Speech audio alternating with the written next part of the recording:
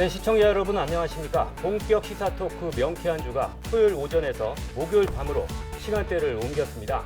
앞으로 매주 목요일 밤 11시 한밤의 본격 시사 토크로 여러분과 함께하겠습니다. 명쾌한 주 지금 바로 시작합니다.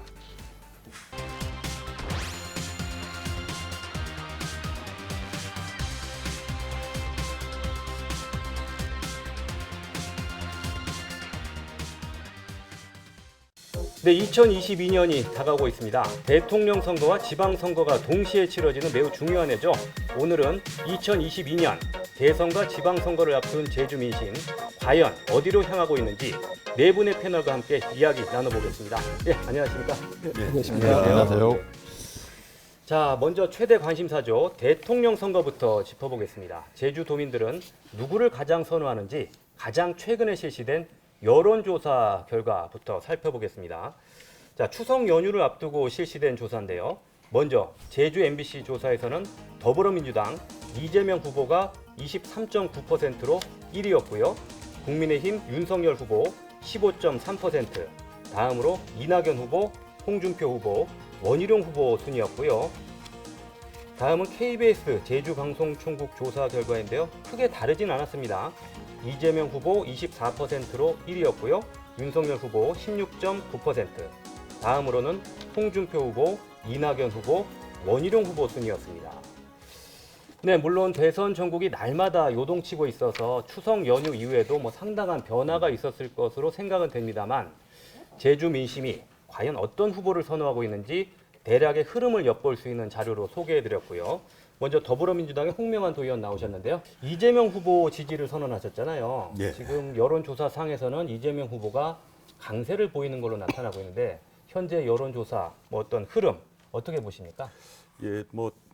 아무래도 민주당의 작년까지만 해도 사실은 이제 이낙연 우리 후보님께서 상당히 이제 강한 그러한 상태였는데 이제 최근 들어서 여러 가지 사면 발언이라는 이런 이후에 오히려 지금 이재명 후보가 지금 상당히 강한 강세를 좀 보이고 있는 것으로 봅니다. 아마 이런 거에는 좀 말보다는 어떤 실천력, 그 다음에 후보자의 어떤 스토리 있는 삶, 그 다음에 지금 시대 정신에 맞게 어떤 불평등 해소라든지 이러한 것들이 국민들에게 많이 각인되지 않았는가, 그러한 효과들을 보고 있는 게 아닌가 그렇게 생각이 듭니다. 경선 결과는 어떻게 예상하고 계세요?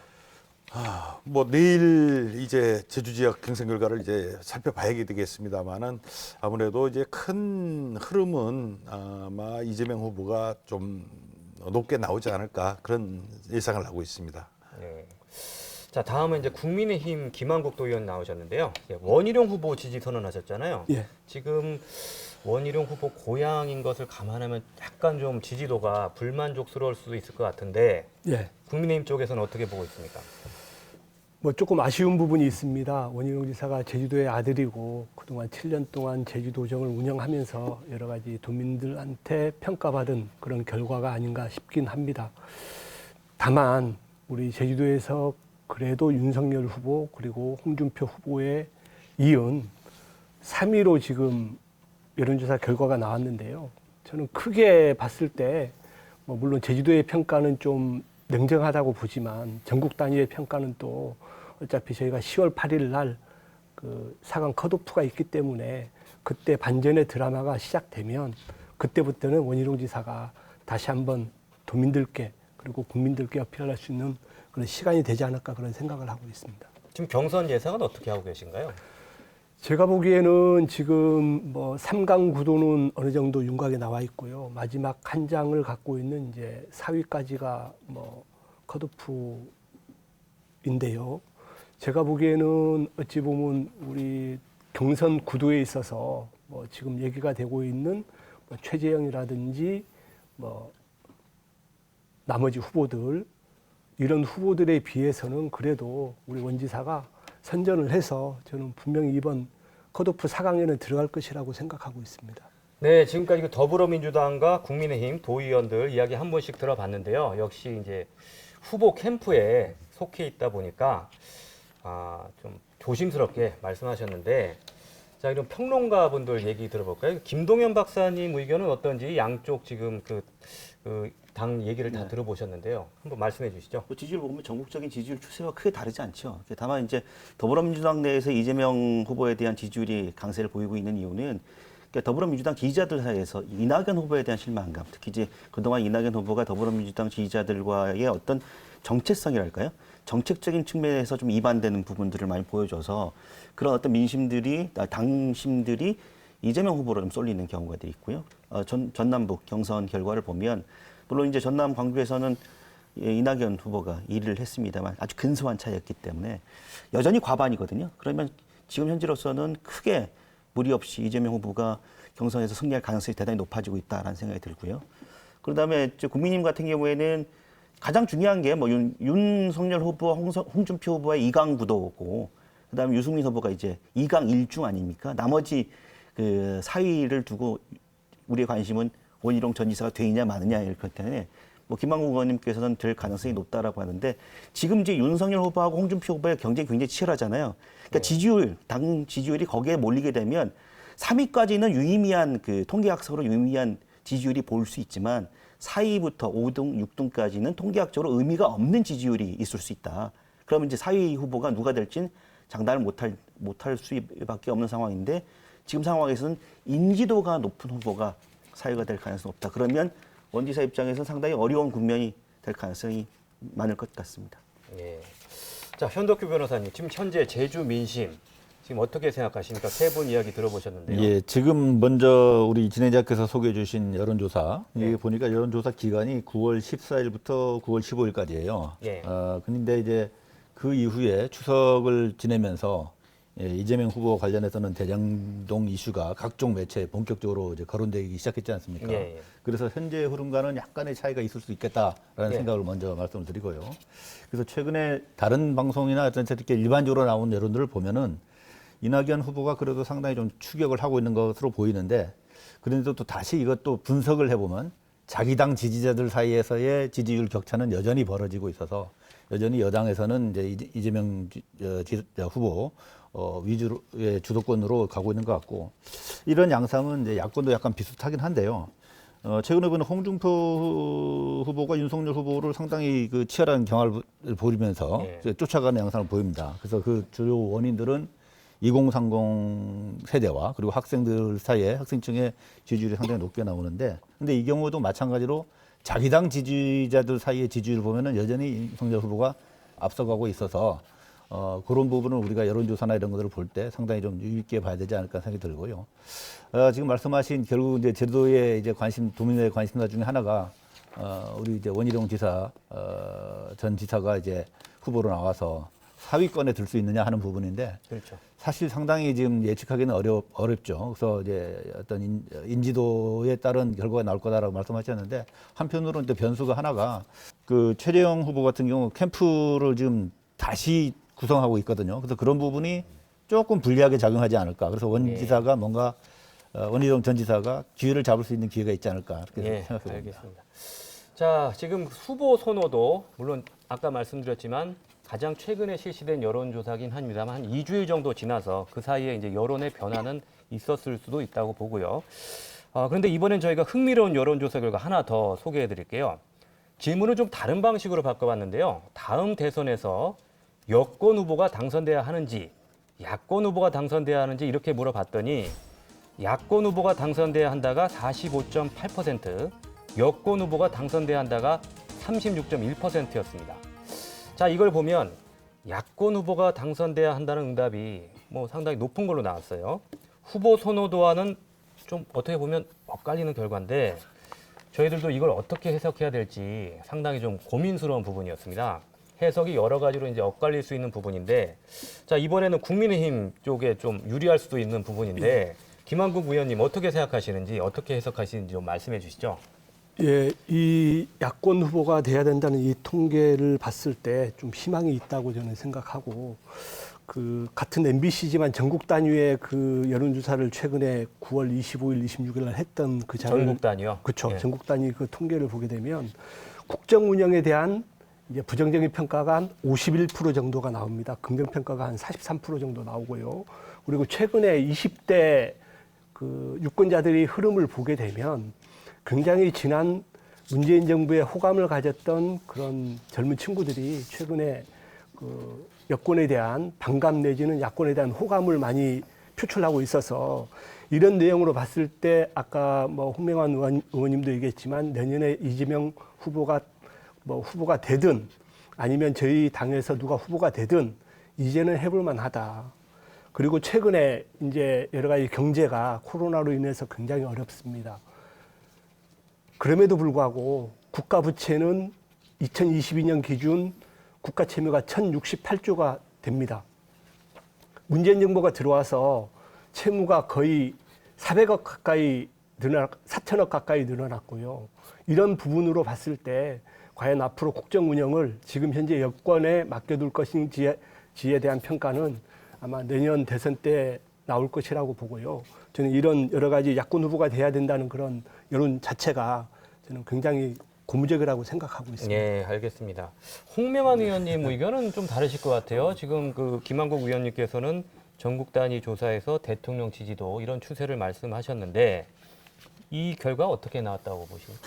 그게 저도 이 여론조사 표를 보면서 여권 후보가 지금 36%라고 그랬는데 이제 이재명 후보의 지지율이 24%, 이낙연 후보님의 지지율이 11%인데 이 둘을 합치면 딱 36%가 나오더라고요. 그래서 이재명, 이낙연을 지지하시는 분만 이제 여권 후보를 지지하는가 이런 어떤 좀 의문이 좀 드는데 아무래도 이거는 현재의 문재인 대통령에 대한 국정에 대한 평가와 상당히 관계가 있는 게 아닌가. 제가 뭐 개인적으로 생각하기에는 아무래도 문재인 대통령이 어떤 외치나 외교 이런 분야는 상당히 그 국민들로부터 호응을 많이 받았는데 올해 그 4월 재보선 어떤 보궐선거 결과로도 드러났습니다만은 어떤 부동산 문제라든지 이런 부분에서 아무래도 좀 국민들의 어떤 실망들이 아무래도 있지 않았는가 이런 생각도 좀 듭니다. 그런 거를 우리가 겸허히 반성하는 거고요. 아까 좀 전에 얘기했던 이낙연, 이재명 후보 지지자만이 우리 여권을 지지하는 게 아니라 그 외의 분들도 계시고 그래서 저희들이 문재인 대통령이 어떤 국정을 잘했던 것들은 이제 개성해 나가고 그다음에 또 잘못한 부분에 대해서는 또 새롭게 또 혁신해 나가야겠죠. 아마 이러한 것들을 국민들의 뜻을 잘 우리가 좀 파악을 해서 수렴해 나간다면 저희들은 뭐 대선에서 무리 없이 좀 승리할 수 있지 않을까 하는 그 생각도 갖고 있습니다. 알겠습니다. 양쪽 다 지금 승리할 수 있다는 자신감을 표출하셨는데 현덕규 변호사님 두 분 이야기 들어보니까 어떻습니까? 그러니까 사실 여론조사를 우리가 무시할 수는 없어요. 특히 이런 종류의 이제 그 대세에 관한 부분은. 그래서 이제 일반적인 여론은 어떤 정권 교체 또는 정권 심판의 요구가 높은 것으로 보여집니다. 근데 이제 후보들로 나오는 거는 보면은 지지율이 이렇게 많이 안 나오거든요. 야당의 지지율이. 그거는 이제 그 야당이 자기 후보의 지지세를 효율적으로 끌어내지 못하고 있다. 그러니까 흥행에서는 좀 저조한 편이다. 그래서 상대적으로 여당이 흥행에 좀 이제 그 호조를 보이다 보니까 지금 이제 홍 의원께서 말씀하신 것처럼 일반적인 여론에도 불구하고 승리를 한번 이제 가늠해 보는 것인데, 근데 이제 막상 나중에 결국은 그 각 당의 여야의 1대1 후보가 되지 않겠습니까? 물론 다른 근소정당 후보도 나오겠습니다만은 그러면 상당히 이제 선거는 치열해질 테고, 그러면 지금 현재 밑바탕에 깔려 있는 그 정권 교체나 정권 재창출이나 하는 그 여론이 상당 부분 투표로 이어질 것이다. 그래서 조심스럽게 보지만 여당한테는 어려운 선거가 되지 않겠나 하는 게 제 생각입니다. 예, 현덕규 변호사님은 정권 교체론이 우세할 것이다라고 지금 전망하셨는데요. 김동연 박사님 의견은 어떻습니까? 그러니까 이 지지율은 현 정부에 대한 평가가 반영된 거거든요. 근데 이제 대통령 선거는 지금 문재인 대통령이 후보로 나선 선거가 아닙니다. 그러니까 그런 부분들을 좀 명확히 봐야 될 거고, 그러니까 뭐 새로운 정권, 그러니까 야권 후보가 교체돼야 된다, 야권 후보가 돼야 된다라고 생각하시는 분들 중에서도 이런 거잖아요. 기본적으로 이번 선거에서는 35% 정도의 지지율은 여당이나 야당이나 이제 공거히 갖고 있습니다. 나머지의 지지율을 어떤 식으로 확장시킬 것인가 그 관건일 텐데 그 나머지 분들은 이런 거예요. 그러니까 이명박 정권에서 박근혜 정권을 갔을 때 이명박 정권 시즌 2라고 생각하지 않았던 것처럼 문재인 정권이 물론 예를 들면 친문 세력이 되느냐 아니면 뭐 지금 이재명 후보의 강세가 그렇게 나타날 수 있을 텐데 이재명 후보가 된다고 한다면 그걸 문재인 정권 시즌 2로 볼 것이냐 말 것이냐라고 하는 부분들이 여기에는 굉장히 미묘한 어떤 그 표심이 담겨져 있다 그렇기 때문에 단순하게 야권이 유리하다 이렇게 보기 상당히 어렵고요. 결국은 이제 그런 측면에서 야권이 어떤 선거 전략을 짠다고 한다면 결국은 반문 전략일 텐데 반문 전략 가지고 글쎄요, 이번 선거에서 승리하기가 쉽지가 않다. 굉장히 어려운 싸움이 될 것이다. 그래서 이번 선거는 기본적으로 이런 지지율 격차에도 불구하고 51대 49. 그러니까 아주 5% 미만의 아주 접전이 이루어질 가능성이 대단히 높다 이렇게 봅니다. 예, 뭐 대통령 선거에 대한 이야기는 뭐 이 정도로 마무리하고요. 다음에는 제주 도지사 선거 관련해서 이야기 나눠보겠습니다. 제주도민들이 관심이 높은 부분인데요. 자, 원희룡 전 지사가 불출마 선언을 했죠. 무주공산이 됐습니다. 제주도지사 선거 여야 거론되는 후보들이 10여 명이 넘는 상황인데요. 현역이 없는 도지사 선거인데 과연 누가 될 것인지 관심이 집중되고 있는 부분인데요. 자, 이번에도 먼저 추석 연휴 직전에 실시된 여론조사 결과부터 살펴보겠습니다. 먼저 제주 MBC 여론조사입니다. 더불어민주당 오영훈 국회의원 10.9%, 문대림 JBC 이사장 9.4%, 민주당 위성권 국회의원 8.6%였고요. 다음은 부상일 전 국민의힘 당협위원장, 장성철 전 국민의힘 도당위원장, 안동우 제주시장, 민주당 김태석 도의원, 민주당 송재호 국회의원, 허양진, 박찬식, 고영건, 고병수, 박원철 순이었고요. 다음은 KBS 제주 여론조사입니다. 오영훈 의원 14%, 문대림 이사장 10.5%, 위성권 의원 9.4%였고요. 이어서 장성철, 김태석, 송재호, 고병수 순입니다. 네, 아직까지는 대선 전국이다 보니까 도지사 후보군들이 뭐 본격적으로 움직이지는 않고 있는 상황인데요. 그래서인지 뚜렷하게 앞서 나가는 후보는 아직까지 없지만 일단은 더불어민주당 후보군들이 여론조사상에서는 선두권을 형성하고 있습니다. 자, 홍명환 의원님, 현재 지금 조사 결과 보셨는데 극초반이긴 한데요. 현재 도지사 선거 후보들의 초반판도 어떻게 보십니까? 아무래도 뭐 이제 저희 여권에서가 뭐 이제 오영훈, 문대림, 뭐 위성권, 송재호 뭐 예. 이런 국회의원 현역 의원들이시죠. 현역 의원들이 인물들이 있고 또 지금 도지사군으로 도의원 출신으로서 지금 김태석, 뭐 박원철 의원님들 뭐 여러 많네요. 인물들이 저희들은 인물이 너무 많아서 그렇고 그 아마 큰 내부적인 어떤 경쟁이 지금 치열한 상황이고요. 아무래도 이제 이에 비해서 지금 야권에서는 이제 특히 이제 딱 인물이 이렇게 누군지 이렇게 떠오르질 않는 그런 상황이어서 일단은 정당으로 보기보다는 아무래도 이제 인물로 봤을 때는 여권 쪽에서가 좀 유리한 상황이 아닌가 이렇게 봅니다. 그리고 아무래도 이제 이 외부적인 상황도 이제 변수가 만만치 않은데 이번 대선 결과 예. 3개월 후의 선거다 보니까 대선에서의 영향이 과연 어떤 결과가 나오느냐. 대선 결과에 따라서 대선 결과가 아마 영향을 많이 미치지 않을까. 이제 본인들이 이제 아마 이제 민주당 같은 경우는 이제 대선 이제 경선이 이제 10월 10일 날 마무리가 되니까 그 이후부터 뭐 본격적인 네. 어떤 의지나 또는 어떤 제주에 대한 어떤 방향 이런 것들이 좀 나올 거라고 보고요. 아마 대선하고 우리 제주 지역하고 선거는 뭐 영향도 많이 미치지만은 또 제주도는 또 도대로 네. 어떤 자율적으로 움직이는 구조가 있어서 알겠습니다. 우리 도민들이 어떤 생각을 하실지 아마 지켜봐야 되지 않을까 예. 생각합니다. 자, 김광욱 의원님도 보셨는데 초반 판세, 국민의힘 쪽에서는 어떻게 분석하고 계시나요? 예.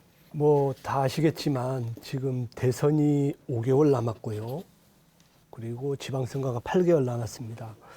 그 지금 여론조사 데이터를 보게 되면 그 지지를 유보하신 분들이 거의 절반에 가깝고요. 그렇죠. 그리고 또 지지를 하는 그 분 자체도 10%대밖에 안 됩니다. 예. 그렇기 때문에 저는 지금 내년 뭐 지방선거 도지사 후보에 대한 뭐 판세 분석은 좀 이르다고 생각하고요. 예. 특히 아까 홍명환 의원님 여러 그 민주당 후보님들 말씀하셨지만 그분들은 지금 현재 현역 의원님들입니다. 그래서 굉장히 인지도도 있고요. 지명도도 있고 하다 보는데 근데 저는 오히려 지금 그분들이 10%대에 머물러 있다는 그 자체가 저는 한계가 있다고 분명히 보거든요. 저희 당 같은 경우도 지금 뭐 거론되는 후보들이 있지만 솔직히 저희 도민들도 그렇고 저희 당에서도 그렇고 새로운 인물을 좀 지금 찾고 있습니다. 그래서 지금 이 여론조사 데이터는 큰 의미가 없다고 보고요. 다만 이제 내년에 아까 홍명원 의원님도 말씀하셨지만 대선 결과에 따라서 후보들이 아마 윤곽에 나타날 겁니다. 그러면 그때부터 이제 본격적인 대선 전국 이후에 지방선거 구도가 가는데 저는 결론적으로 말씀드리면 지금 이 여론조사 결과는 큰 의미가 없다. 그리고 이 분석에 대해서는 내년 대선쯤에 어느 정도 윤곽에 나타날 것이라고 생각하고요. 아까도 말씀드렸지만 제주도의 어찌 보면 정당 지지도가 민주당이 높은 건 사실이지만 아마 그 청년들, 특히 청년들이 최근에 이제 여론 흐름이 좀 많이 변화가 있습니다. 그래서 저희 국민의힘 같은 경우는 내년 대선도 그렇고 지방선거도 그렇고 우리 청년들에 대한 여러 가지 정책을 만들어 가면서 적극적인 그 지지를 좀 요청하고 싶습니다. 알겠습니다. 자, 뭐 김동연 박사님 의견도 뭐 대선 결과에 좌우되겠죠. 도지사 선거는. 근데 지금 지금 거론되는 면면들 보면, 그러니까 물론 아까 말씀하신 새로운 인물 찾고 계시다고 말씀하셨는데 지금 지방선거가 얼마 남지 않았기 때문에 지금 거론되고 여론조사에서 거론되지 않은 새로운 인물이 등장해서 도지사 후보군이 되길 가능성은 상당히 희박해 보이고요.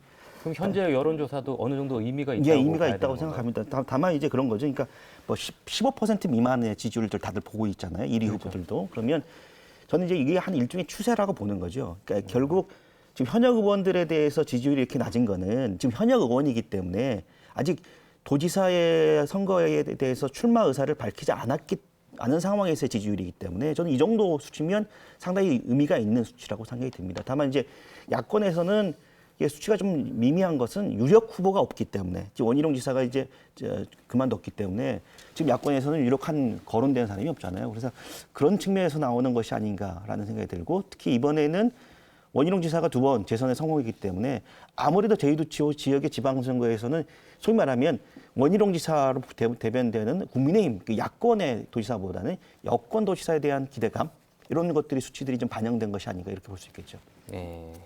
자, 세 분 이야기 들어보셨는데요.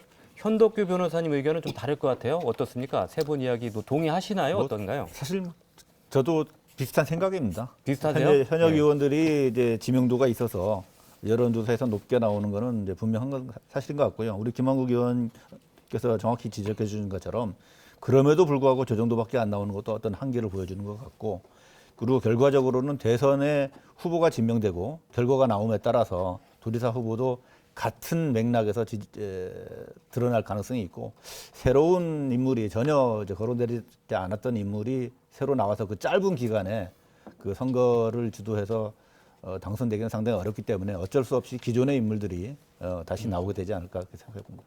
그럼 현재 거론되는 인물들이 유력하긴 한데 대선에 영향을 많이 받는다.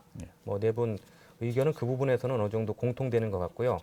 자, 그렇다면 결국에는 누가 나오냐가 가장 중요한 거 아니겠습니까? 최종 후보가 어떻게 될 것인지.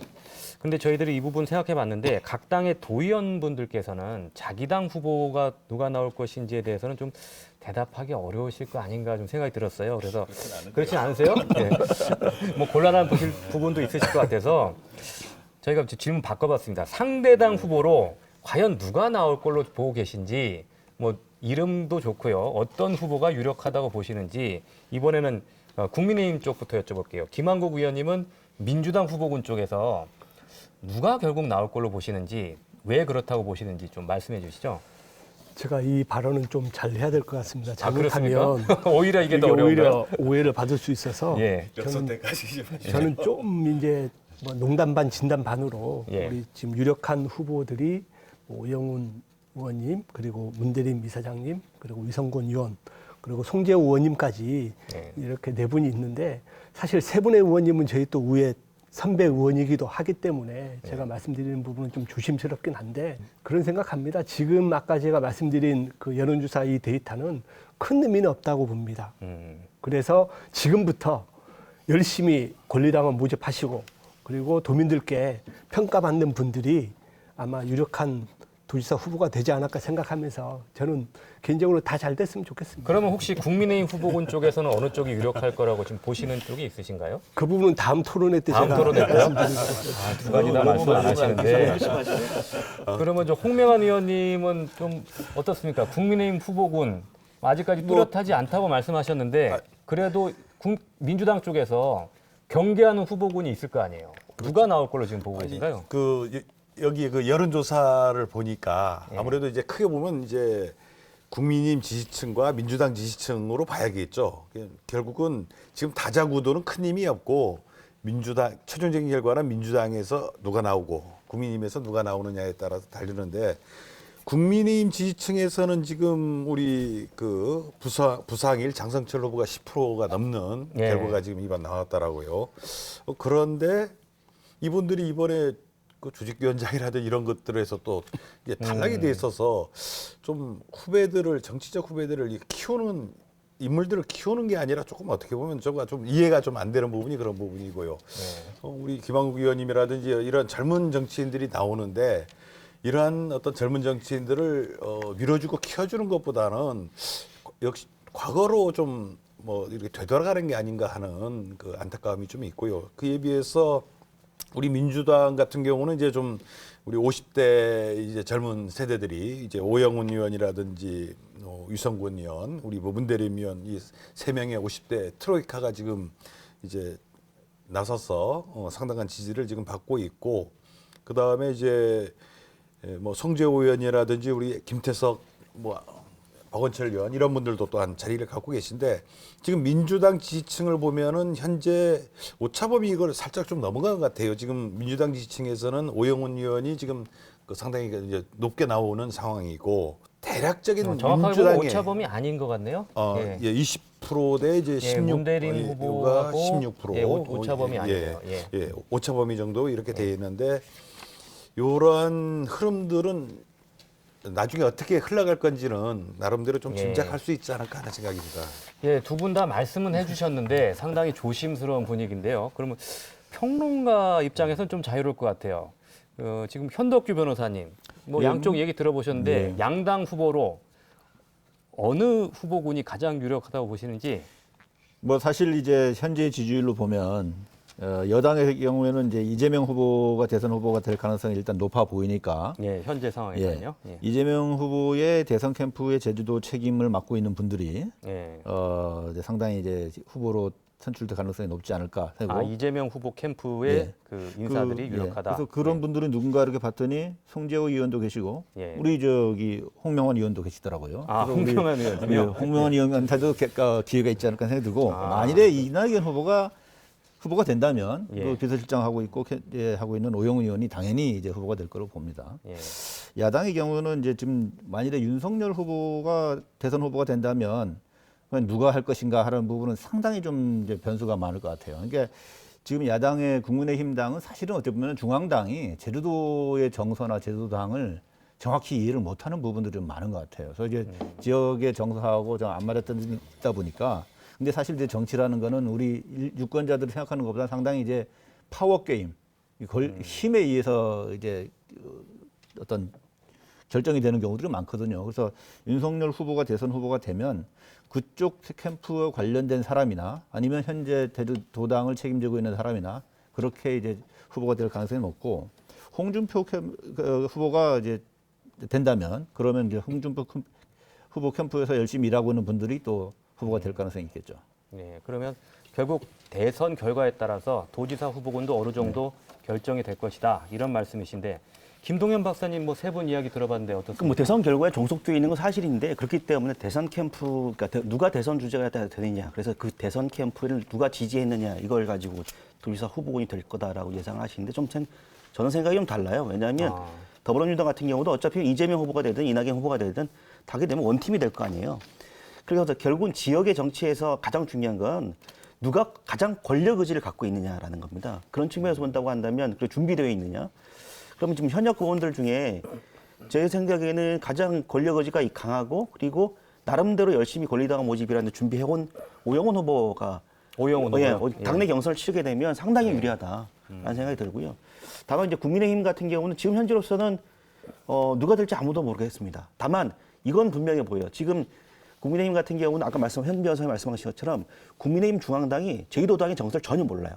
그렇기 때문에 지금 현재 1, 2위를 다투고 있는 장성철 전 위원장이나 부상일 전 위원장이 후보가 될 가능성은 현재로서는 대단히 희박해 보인다. 의외의 인물이거나 아니면 오히려 저희 도민들이 잘 납득하기 어려운 인물들이 선택될 가능성도 배제할 수 없다라는 겁니다. 이건 물론 대선 결과에 따라 달라지긴 하겠지만 만약에 국민의힘이 대선에서 승리하게 된다면 뭐 경우의 수가 좀 달라지겠지만 만약에 국민의힘이 대선에서 지게 된다면 저는 상당히 의외의 인물이 후보가 될 가능성이 높다 이렇게 생각합니다. 현재로서는 아직까지 네, 드러나지 우리 않은 인물이 나타날 가능성도 높다는 말씀이셨고요. 그 현 의원님 말씀에 우리 민주당과 관계된 이야기 있어서 잠깐만. 예, 짧게 말씀해 주시죠. 저희들은 어쨌거나 지금 이해찬 당대표 시절 이때부터 우리가 이제 시스템 공천 이거를 이제 가장 중요하게 여기기 때문에 보궐선거를 제외하고는 대부분 이래 뭐 전략 공천이라든지 이런 부분들보다는 그 민주 어떤 당원이라든지 주민들에 의해서 상향식 공천을 중심으로 하고 있다는 말씀 혹시나 예. 우리 도민들이 오해하실까 봐 말씀드리겠습니다. 네, 알겠습니다. 또 정치는 또 현실이니까요. 예. 자, 이번에는 도의원 선거 관련해서 좀 이야기 나눠보겠습니다. 제주는 다른 지역에 비해서 도의원 선거에 대해서 관심이 상당히 높은 편인데요. 지금 대도시에서는 사실 지방의원이 누군지도 잘 모르는 사실 주민들도 많아요. 뭐 서울이나 이런 부산이나 이런 대도시에서는 그런데 제주는 아무래도 특별자치도잖아요. 그래서 독립적인 지역 정서가 강하고 그래서 도의원 선거에 대한 관심이 상당히 높습니다. 3년 전에 지방선거 보면 그때 당시에 더불어민주당이 압승을 거뒀죠. 그때 이제 탄핵 여파로 자유한국당이 참패한 선거였는데 더불어민주당이 현재 몇 석이죠? 도의회에서? 3분의 2가 넘는데 아마 29석이죠. 예, 29석이어서 압승을 했는데 당시에 뭐 김한국 의원님 아까도 잠깐 말씀드렸습니다만 지역구에서 자유한국당 소속으로 유일하게 당선되실 정도로 상당히 한쪽으로 기운 선거였습니다. 그런데 지난 3년 동안의 정치 지형이 많이 변했습니다. 그래서 여론조사 결과에서도 그런 분위기를 엿볼 수가 있는데요. 예, 제주 MBC 여론조사 다시 한번 보겠습니다. 지역구 도의원 선거에서 여권 후보가 당선돼야 하는지 야권 후보가 당선돼야 하는지 물어봤습니다.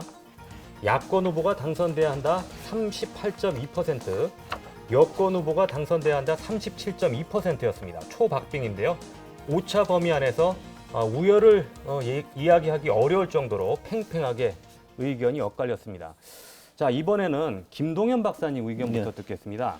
현재 도의회에서는 민주당이 절대 다수를 차지하고 있는 구도인데 이번 지방선거 좀 시간은 남았습니다만은 어떤 변화가 있을 가능성이 있다고 보시나요?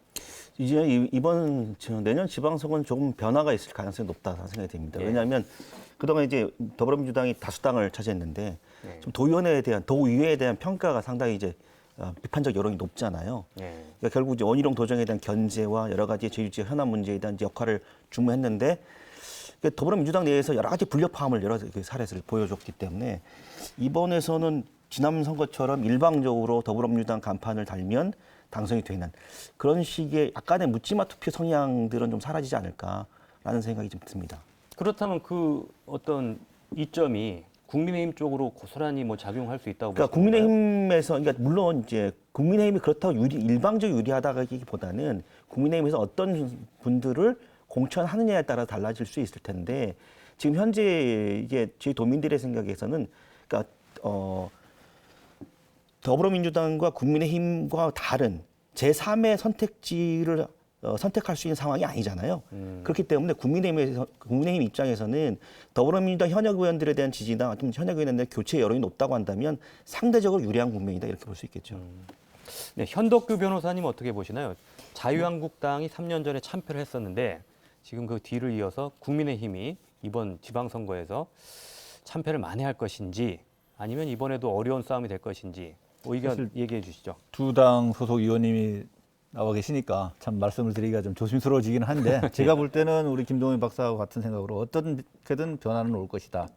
특히나 이제 그 대선이 거의 전쟁 같은 대선이 치러질 것으로 보여지거든요. 그렇다면 그 대선의 그 여파가 남아있기 때문에 각 그 진영별로 응집력이 대단히 이제 강하게 나타날 것입니다. 그러면 군수 후보나 다른 지역 정당은 설 자리가 거의 없을 것으로 보이고 양당이 치열한 접전이 벌어지고 그렇다 보면 지금 말씀하신 것처럼 후보의 어떤 자질 뭐 이런 부분에 따라서 승패가 많이 나뉠 것으로 보이기 때문에 거의 정말 반반 정도의 그 팽팽한 승부가 이루어지지 않을까라는 게 제 생각입니다. 결국 대선 결과가 도지사 선거는 물론이고 도의원 선거까지도 그러니까 결과에 따라서 결과에 휩쓸린다는 것이 아니라 예. 대선 국면 자체가 아주 치열하게 됐기 때문에 어차피 지방선거의 도의원 선거는 여러 명을 뽑는 거거든요. 한 사람을 선택하는 게 아니기 때문에 만일에 대선이 이제 51대 49로 판정이 난다면 비유적으로 얘기하면 도의원 의석도 그와 같은 정도로 나눠질 정도의 치열한 접전이 될 것으로 보여집니다. 예, 알겠습니다. 홍명환 의원님 지금 도의원 내년 선거에 뭐 출마 지금 준비 중이신가요?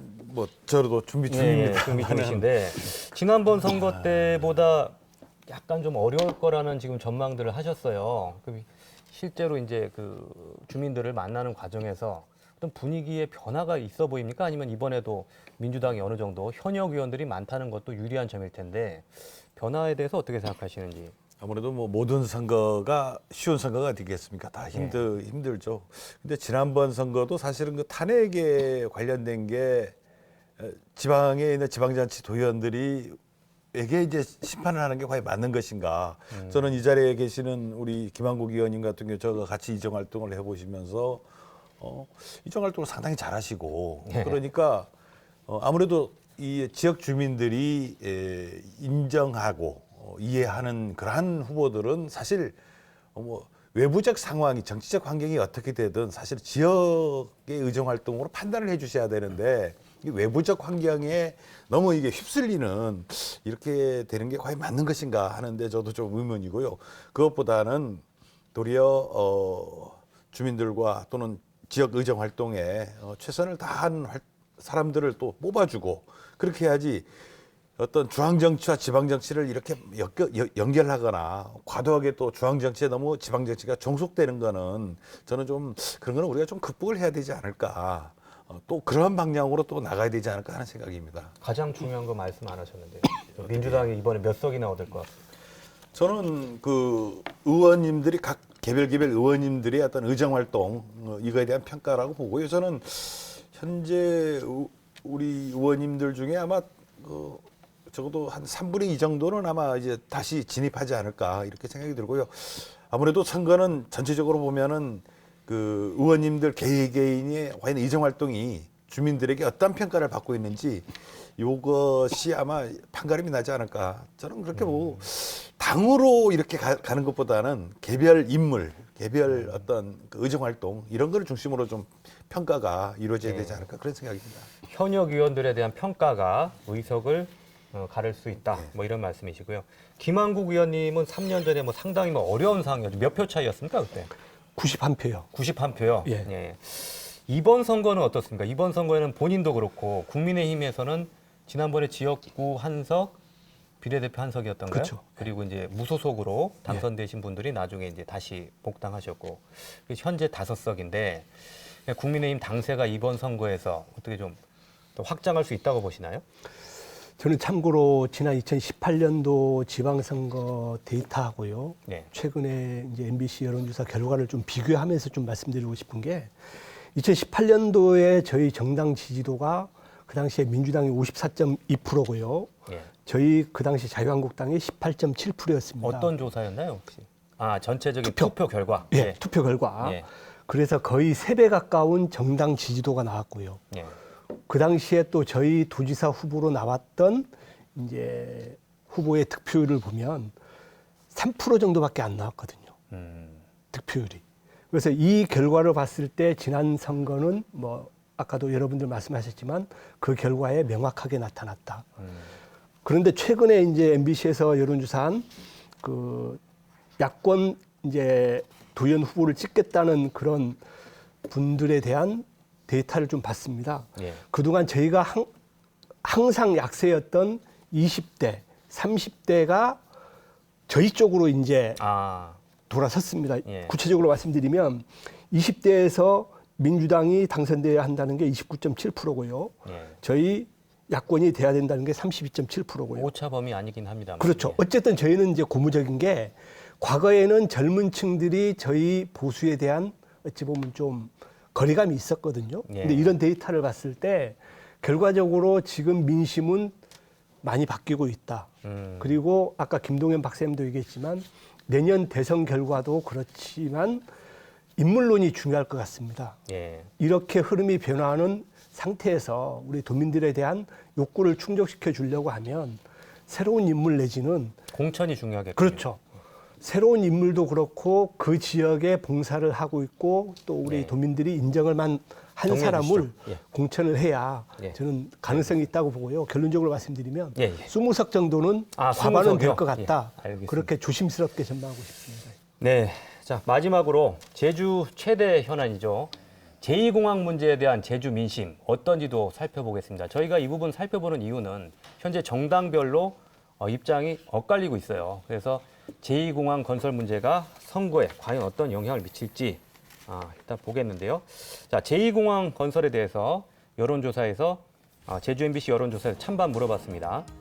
반대한다 49.1%, 찬성한다 45.2%로 오차 범위 안에서 의견이 팽팽하게 맞섰습니다. 또 제주 제2공항의 대안으로 어떤 방안 선호하는지도 물어봤는데요. 현 제주공항 확충 48.3%였고요.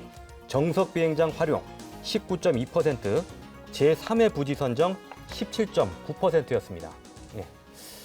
자, 여론조사 결과 봤는데요. 자, 먼저 현덕규 변호사님, 그 제2공항 문제 관련해서 더불어민주당과 국민의힘의 입장이 엇갈리고 있잖아요. 선거에서 이 문제가 과연 이슈가 될 수 있을 것인지, 작용한다면 어떻게 작용할 것인지, 예, 말씀해 주시죠.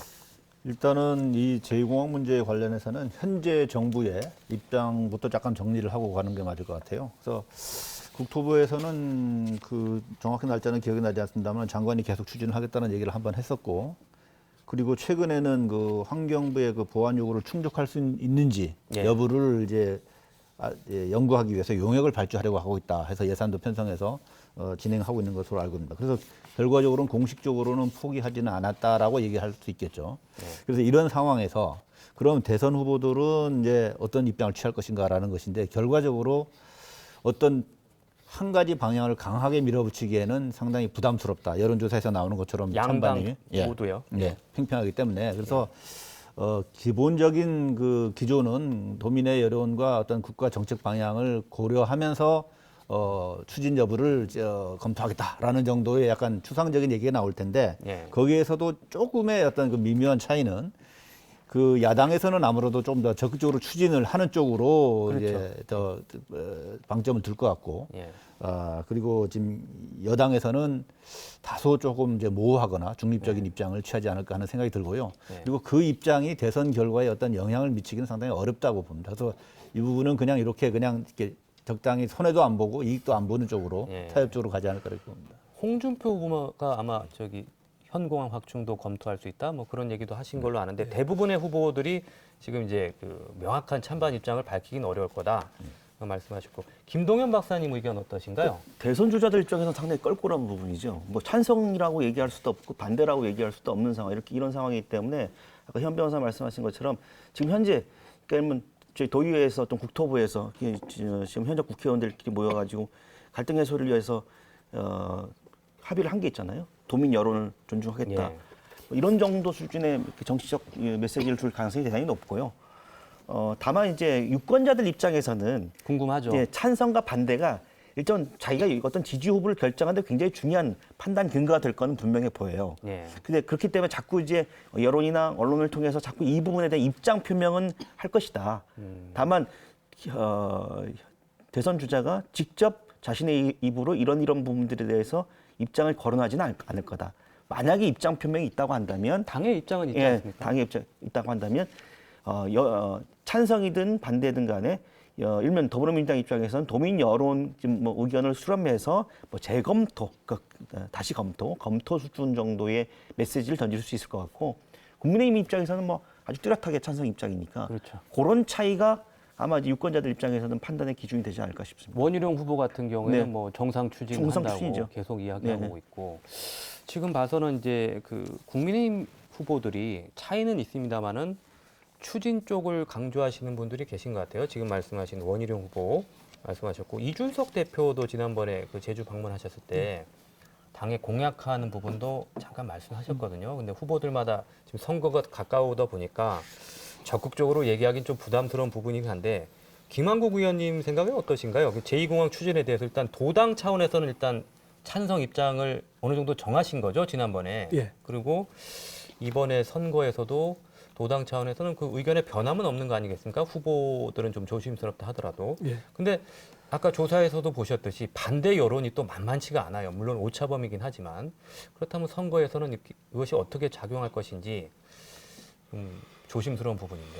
예. 저는 특히 제2공항과 관련해서 우리 도민들도 그렇고 국민들이 이번 정권이 무능함을 단적인 예로 평가한 것 같습니다. 그래서 내년 대선도 야권에 힘을 실어줘야 된다고 하고요. 지방선거도 야권에 힘을 실어준다고 그런 얘기를 한 것 같이 저는 느꼈습니다. 여권에 불리한 그쵸. 그 악재로 작용할 것이다. 그리고 최근에 아까 김동연 박사님이 잠깐 말씀하셨는데 정부는 굉장히 곤혹스러울 겁니다. 네. 뭐 국토부도 그렇고 환경부도 그렇고 특히 국토부 같은 경우에는요. 지금 전략 환경 영향 평가를 이제 재보완하려고 하는 용역을 추진하고 있고요. 그리고 최근에 이제 MBC 여론조사를 보더라도 유의미합니다. 저는 솔직히 유의미하다고 생각하는 게 흐름이 많이 바뀌었습니다. 네. 지난 뭐 여론조사에 비해서 많이 찬성 쪽으로 돌아섰고요. 그래서 저는 이 제2공항과 관련해서 앞으로 이제 해야 될 부분은 정부 입장에서는 뭐 껄끄럽겠죠. 넘길 겁니다. 넘기는데 이렇게 해서는 저는 안 된다고 보고요. 뭐 지나간 얘기지만 계속 저희 국민의힘에서 요구했던 그런 신속한 결정 그리고 지역구 의원들의 무능함, 정부의 무능함을 지적했는데 결국은 이렇게까지 와버렸습니다. 그래서 저는 뭐 정석 비행장 그리고 제2공항과 관련해서 현 공항을 확충하자는 그 얘기가 나오고 있는데 예. 결론적으로 말씀드리면 예, 정리해 주시죠. 제2공항은 전문가의 영역입니다. 그래서 예. 여론조사로 부지를 선정하는 거에 대해서는 저는 동의할 수 없고요. 예. 뭐 국토부, 교통부에서 빨리 조속한 결정을 내렸으면 하는 생각입니다. 알겠습니다. 김한국 의원님 이야기 들어보니까 이번에 대선이나 지방선거에서 국민의힘 쪽에서는 그 제2공항을 소재로 해서 민주당을 상당히 공격할 것 같은 느낌이 들어요. 그래서 홍명한 의원님 상당히 좀 곤혹스러울 수도 있는 부분인 것 같은데 어떻습니까? 그렇지는 않습니다. 그렇지 않습니까?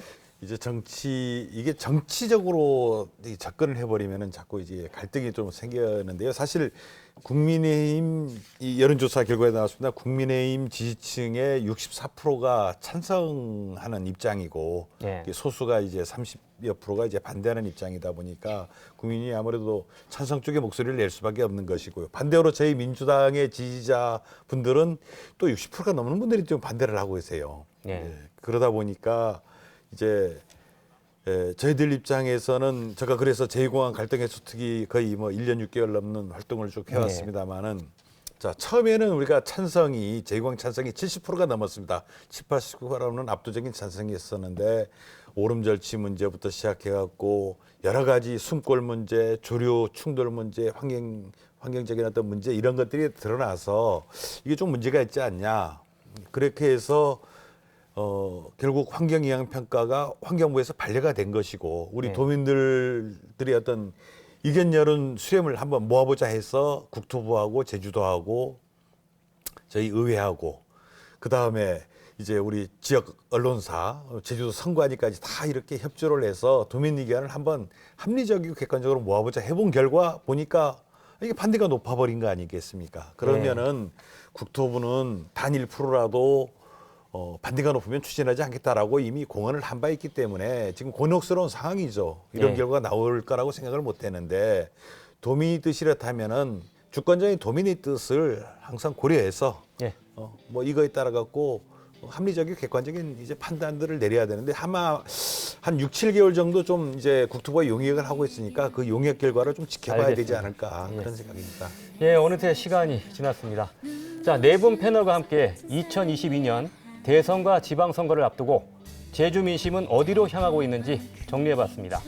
한밤의 본격 시사 토크 명쾌한 주 다음 주에도 유쾌한 시사 토크로 찾아오겠습니다. 저는 다음 주 목요일 밤에 뵙겠습니다. 고맙습니다. 예.